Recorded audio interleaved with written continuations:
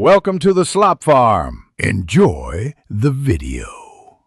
You'll begin by preparing the Mac so the update doesn't stall. First, make or verify a time machine backup or a cloned drive. This protects your data if something goes wrong. Once done, plug the MacBook into power and join a stable Wi-Fi network to avoid interruptions. Make sure you have roughly 2040 GB free. The installer unpacks large files.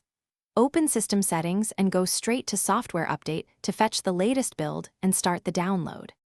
You'll now manage the download and the actual installation. Let the update download fully. If your network hiccups, pause then resume to avoid corrupted files. Before clicking Install, close apps and save work. Quit Dropbox, Google Drive, and heavy apps to reduce conflicts. When you hit Install, the Mac will restart. Follow on-screen prompts and do not force shutdown. Expect installation time from about 15 minutes to over an hour, depending on model and update size. Be patient while the system configures. After installation, confirm success by checking about this Mac for the new version and ensure apps launch normally.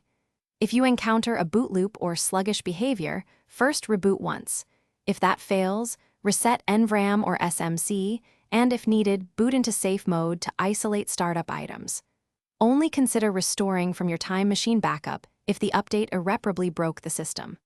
Finally, update App Store apps and third-party utilities to match the new Mac OS for best compatibility. Thanks for watching. Consider subscribing if we helped you today.